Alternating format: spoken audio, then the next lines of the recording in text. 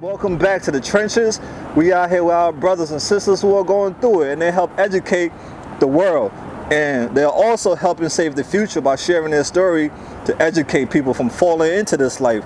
I've met a very nice brother today. Can you please introduce yourself, brother? Yeah, how you doing? My name is Dave. I'm just here, happy to share my story with y'all. Hopefully somebody will listen to it and help somebody, and you guys will enjoy my time, man. Amen. I appreciate you. Dave is the man. He keeping it 100 already off the top, man. That's love right there. How old are you, Dave?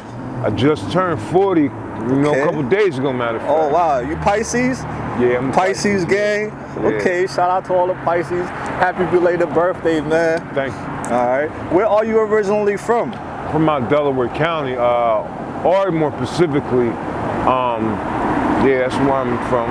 Okay, not too far from here, not like about 15 minutes away. It's not too far. Got you.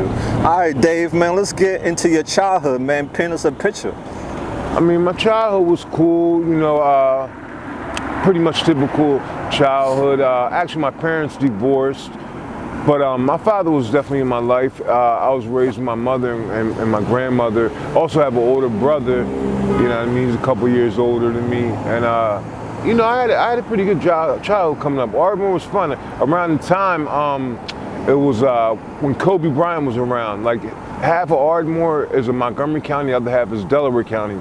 The Montgomery County side is Lower Marion, and that's where Kobe was from. So at the time, it was a good time to be growing up around there, you know what I mean? Kobe was there, and it was a nice place to live, you know what I'm saying? Nice place to live. I guess I was around like maybe 7, maybe when they divorced, around that age.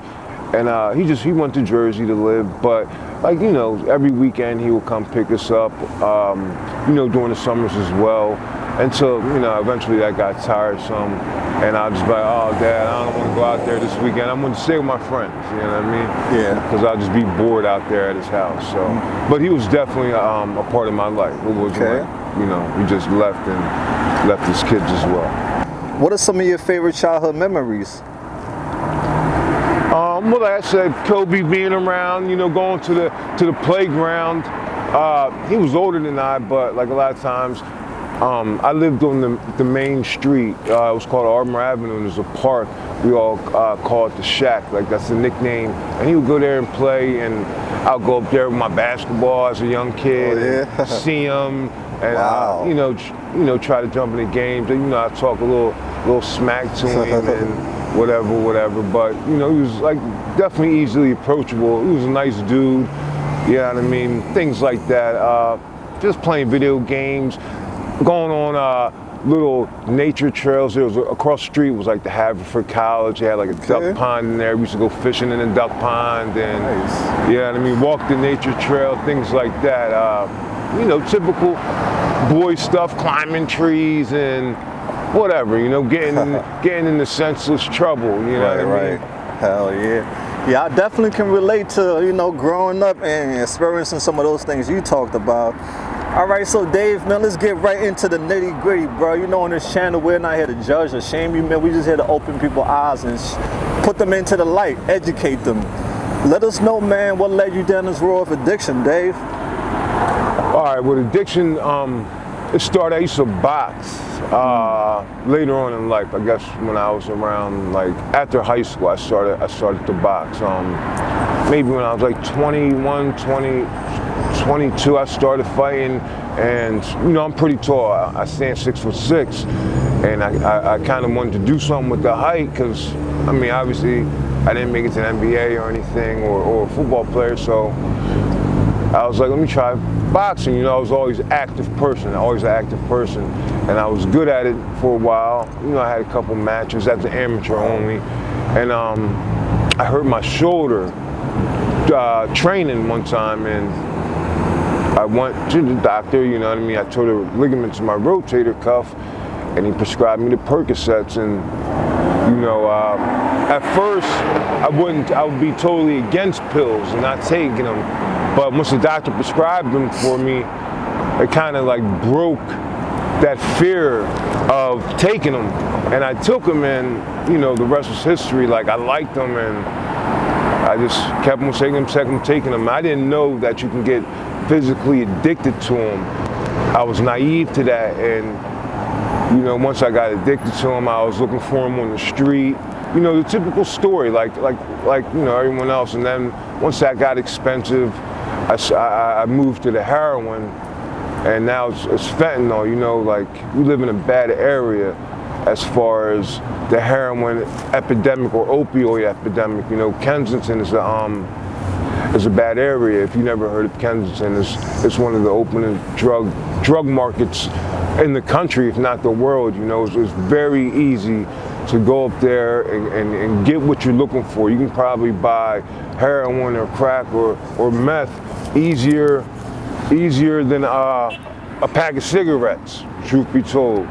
You know, it's a very bad epidemic and situation, man, if you're into that. You know, we live in a very bad area for that. Yeah, man, you're absolutely right, man. You're educating us, man. So Dave, man, tell us, man, what was the first drug you tried? Smoking weed, things like that, like, in, you know, typical kid things in high school. Smoking weed and drinking on the weekends, and you know, it was never a problem. I could turn it on and off. I probably really didn't even like weed. Looking back on it, I was just, you know, doing something to be, like, I guess, socially accepted, and right. You know, doing things with, not like peer pressure, but doing things with my peers, thinking I was like cool, or hanging out, or you know, I was that guy, and things like that. But you know, I can always turn it off when I wanted to. You know what I mean? So that's what I did. There was a period of time, like, I was like totally against drugs, you know what I mean? Like, when I was fighting and things like that, and like after high school, I was like, man, I'm not smoking weed anymore. It's like, I didn't even like it for real. I was just doing it because other people were doing it. So, you know, like, to answer your question, weed was probably the first drug I took. So let's get down to heroin. How were you introduced to that? Wow, that's a good question. It was probably because I was, like I said, we live in a bad area, you know what I mean? Like, you know, you hear about Kensington and how easy it is to get drugs up there, and, you know, just talking to people. Once you're in that lifestyle with the pills and everything like that, you're going to find someone who does heroin as well, you know what I mean? Because opiates are, not an opiate's an opiate, but eventually you're going to progress. Like anything else, eventually you're going to progress. And when it gets too expensive and your tolerance gets too high and you're spending $200 a day or whatever the case may be on the drug, and you can't afford that anymore, someone might suggest to you, oh, you might as well just do heroin. And me, I was, oh, well, I guess I will try it.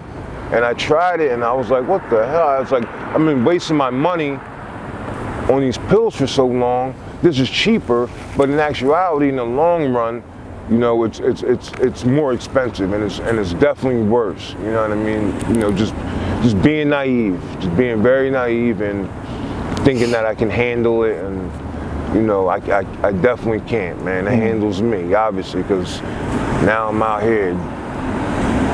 Wow. So, the first time you did it, did you snort or did you shoot? I snorted it. How did you feel? I mean, the first time I did it, I didn't even want to lie. I went to rehab, right? I was going into rehab that day. And I was like, you know what, man, I'm just going to try it right now. going to rehab and be done with this stuff, right? So I went and bought it, and I drove up Kensington, bought it. I drove to the rehab in the parking lot. You know, I snorted a little bit, and I was like, oh, you know, I was high, but you know, I wasn't that bad.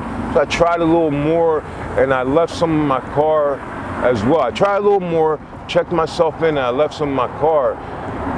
And I was like, you know, like I said, I liked it so much. The next morning, I checked myself out, and I just did it again. I did the rest that was in my car, and you know, ever since then it's been a struggle. That was about maybe 10 years ago. Like I said, you think you can maybe handle it. Mm-hmm. You know, that's like the disease of addiction. You'll lie to yourself, or it will tell lies to you, and you'll be like, oh, I can handle it this one time, or yada yada yada, never do it again. But you know, maybe you'll do it on a Monday, and not do it for the rest of the week, and just be like, oh, I'll just stick to Mondays or doing it, or Fridays, whatever, on the weekends. I'll just stick to the weekends doing it, and that might last for a little bit, but then it's going from the weekends to every Friday to every Wednesday, then every Friday and Wednesday to every Friday, Saturday, Wednesday, and Monday. Then next thing you know, you're physically addicted and you're starting to get sick. So it's becoming an everyday thing. And it just goes downhill from there, man. It just always goes downhill. Always goes downhill. So what all have you lost due to your addiction? A lot of things, man. Like what? I mean, the big thing, you know, I lost a lot of trust from my family and friends, you know, lying to them, you know, borrowing money, oh, I'll pay you back on this day, and just never paying them back, never really having intentions to pay him back. Well, maybe I might have the intent to pay him back. Right. You know, I do have the good intent to pay him back, but you know, once that disease of addiction gets on you, it's like, should I pay them back or go get high? And you know, you tell yourself, I'm going to get high. I can't be sick today. Yeah. I don't want to throw up today. I don't want to be in the bed sweating, restless legs and things like that. And it's just, so trust is one of the biggest things that, you know, that I lost my family. You know, I lost numerous of cars. Got evicted from my apartment, stopped paying the rent and things like that. Lost jobs due to it, you know. Like one thing I really try not to get a job while I'm on it, because that employer is depending on you to come there every day and to perform. And being on heroin, you can't commit to that person. You know what I mean? If you wake up and you don't have the drug in your pocket, you're going to go get it. So you're going to be late for work, and then you're going to tell yourself, you know what I mean? Oh, I don't care if I'm late. I'm just going to call in late today, an hour or so, and that becomes habit forming. Every couple months, couple days a month, you're going to keep on coming in late. Then you're going to be calling out, and then it's just, you know, if that person can't depend on me, I don't want to lie to them and say, yeah, I'm coming in to work, or I'll be reliable. I'm unreliable. Yeah. While I'm on the drug. Absolutely. You're absolutely right, Dave. So, Dave, what's 24 hours in your life look like now?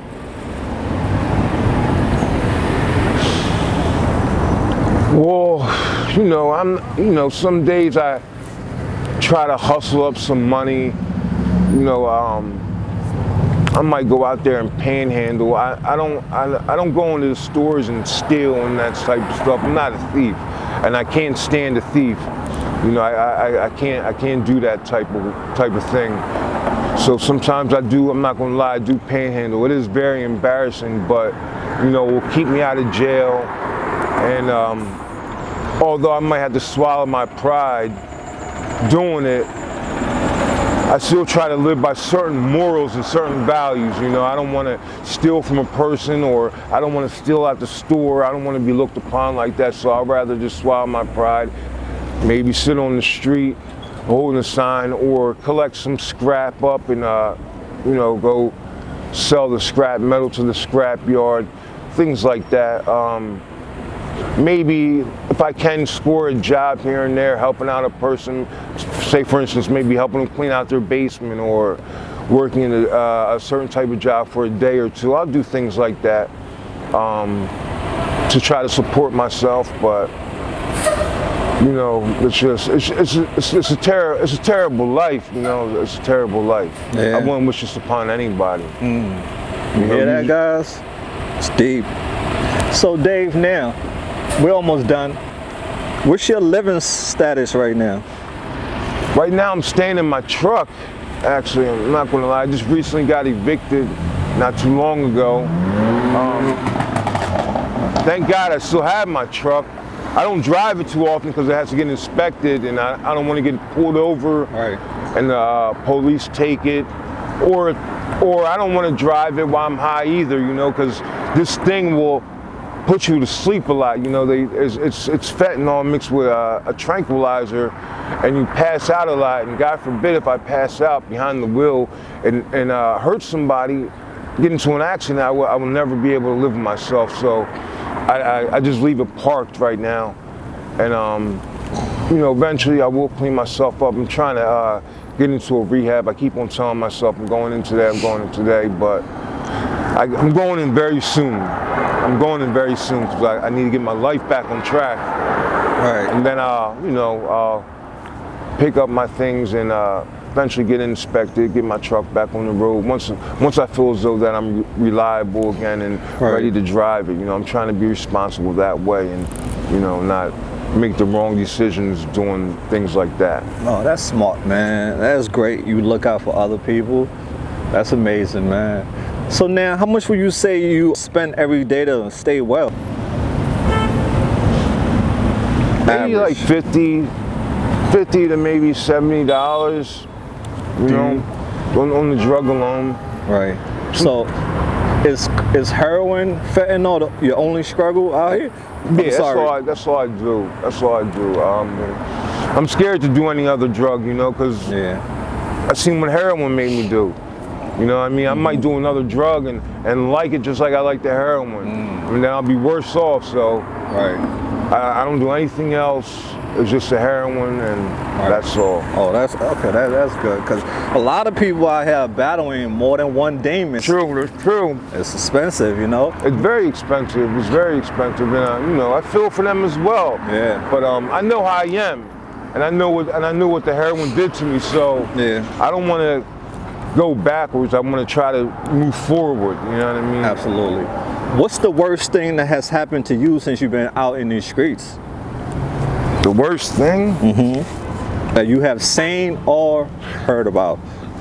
I mean, there's a lot of thievery going around. You know what I mean? A lot of people steal from you. The other day, I got my belongings took from me on the train. You know, I fell asleep. Like I said, the heroin put you to sleep a lot. And I had my school bag on with a lot of my IDs in it, and debit cards and things of that nature. I had my tablet in there, and you know, they stole it from me. And it's like you gotta sleep with one eye open all the time, because someone might steal your stuff, or you know, things like that. That's probably the worst thing that goes on, or you know, fighting. You know what I mean? Sometimes people want to talk to you and look down upon you and feel as though they can talk to you however they want.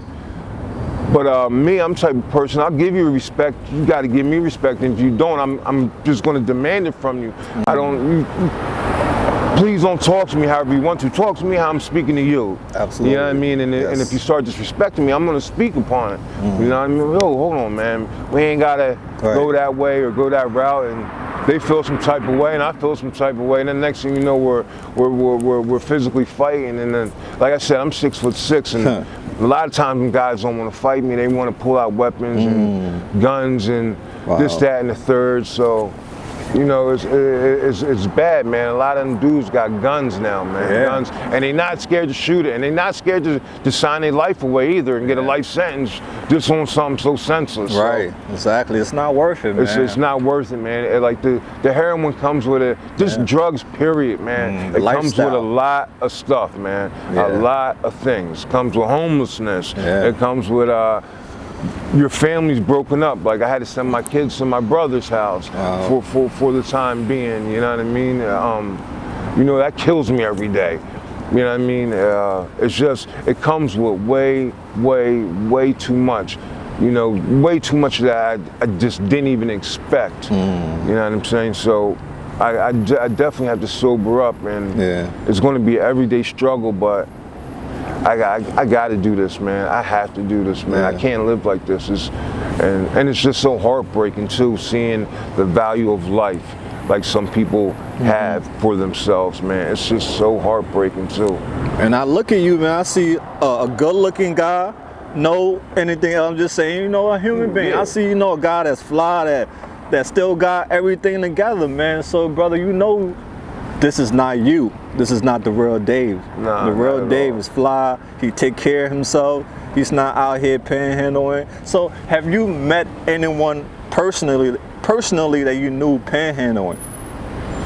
Oh, absolutely. Like I said, man, I grew up not too far from here, man, and I'm easily recognizable. Wow. And you know, like I told my mother and stuff that I was doing it, and you know, she, like, for instance, one day she called me crying. I'm like, Mom, what's going on? She said, someone recorded me panhandling and sent it to her phone. Wow. She's like, David, you're really doing that stuff?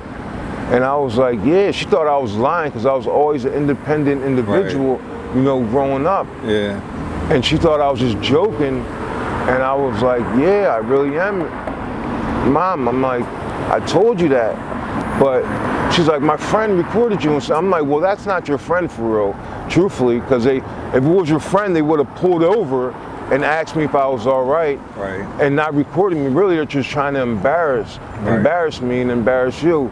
But things like that, you know what I mean? And old friends growing up and seeing me like, Dave, you're really out here? Yeah.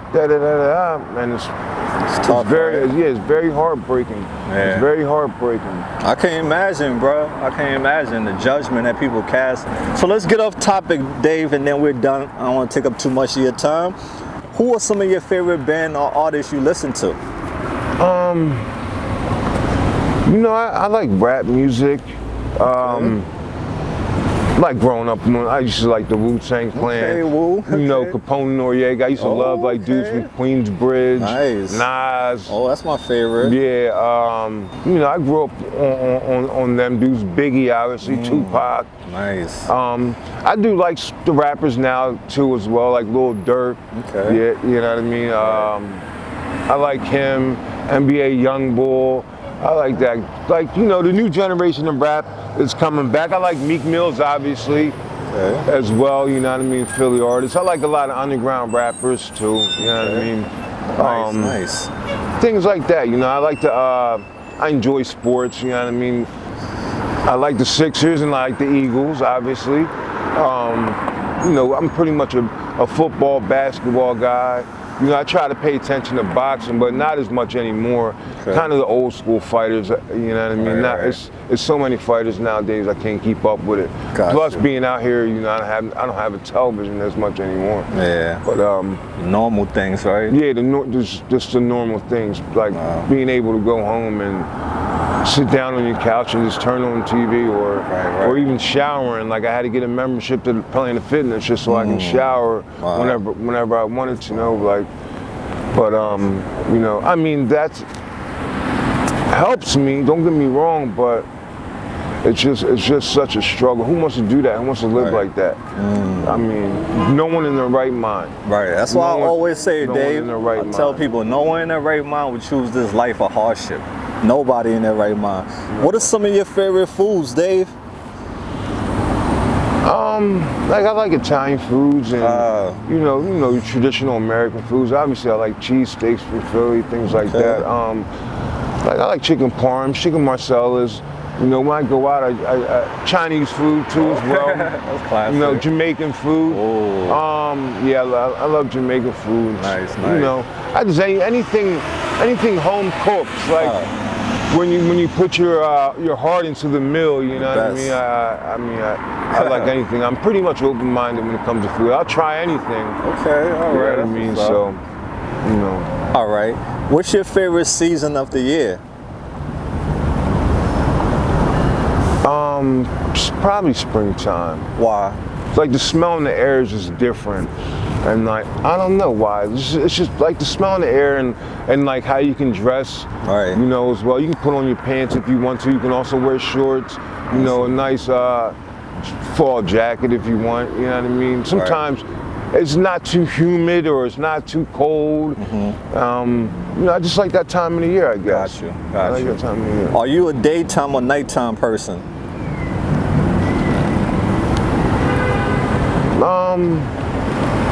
That's a good question. Probably daytime. Why? Daytime. You can get more things done in the day. I think you can get more things accomplished in the day, you know. And nighttime, too much, especially out here, too much goofy stuff is going on at nighttime. You know what I mean? Yeah. So yeah, during the day, you can accomplish more things. All right. Now, Dave, are you currently in a relationship? Yeah, I am. Okay, I am. good. What do you look for in a partner? Trust, honesty, you know, someone that's going to give their all, like I'm going to give my all, you know, just happiness. Someone's going to make me happy. Someone that's not going to put up my bullshit either, though, you know. Right. Just going to tell me like, yo, hold on, you're acting up, man, and I'm not going to put up with this shit. Like right now, my girlfriend, she's really not talking to me right now until I go into treatment and take care of this thing. You know what I mean? So things like that, man. Someone that's going to keep it real with me as well. You know Right. Got you. And if you can travel to any place or country, where will you go? California. Why? I don't know. I think I would like the weather out there. You know what I mean? Yeah. I just always see it and like, you know, on TV or on YouTube, and it looks like an easily enjoyable place. You know what I mean? All right. So yeah, like Los Angeles. See, I just want to like sometimes feel they vibe. You know what I'm saying? See how they're living. What is one thing that you love most about yourself? Like the things I stand on them, and I believe them. You know what I mean? And you know, I don't lie to people. You know what I mean? Or I don't try to compromise things to satisfy someone else. You know, like if I don't believe in that, or if I don't like what you're doing, I'm not going to be a part of that. You know what I mean? I'm just, you know, pretty much, I'm a loner. Like, you know, I do have friends, and I do talk to people, but sometimes, a lot of times, especially out here, they have ulterior motives. Right. You know, so you know. You know the game. You know the game already. Ain't nobody getting over on Dave. He's been there, done that. So they got to come at you correct if they're gonna come, right? Right. I hear that. What message do you have for the world? I mean, if you're gonna judge me, I mean, who are you to judge me? You know what I'm saying? You can if you want, but you have to live with yourself. I don't have to live with yourself. You know what I mean? Just try to see people for who they are, and not some of the things that they do. You know what I mean? Like, try to judge them from the content of their character. I mean, I know out here in the addiction, you know what I mean, people might do some things that they wouldn't naturally do, but it's part of the disease. That's why they call it a disease. You know what I mean? Because you'll compromise some of the things. Like, some people will compromise their beliefs and their core values for the drug. You know what I mean? But I try not to judge anybody anymore. I try not to judge anybody. It's just, I try to embrace people, and I try to help them out if I can, or just, you know, tell them, give them a hug sometimes, or a handshake, or let them know that people still care about them. So you know, that's what I'll just advise people to do. You know, sometimes if you have someone going through this struggle, just let them know that you still care about them, you still love them. Beautiful, guys. He said it the best. He said it the best. Dave, thank you so much, bro, for, you know, giving us this education. Trust me, we don't look at you any less. We look at you as a human being who made mistakes in life, and that you can come back from this and be a survivor and help so many other people with your testimony. So, brother, don't give up hope. And I pray for you, man. I'll be back out here. Is there anything that you're in need of that we can help you with? Nah, man, just send your prayers out, man. Prayer's a very strong thing. Amen. Prayer's I a very agree. strong thing, man. So guys, there you have it. I'm welcoming Dave to the family. Drop all the positive comments you have for him. And you know, we'll follow him and hopefully he can turn his life back around. We can show that beautiful side of Dave. So AML family, thank you so much for your time and for listening. Remember, don't be bitter, be better. AML Films, until next time, we out there. Peace out.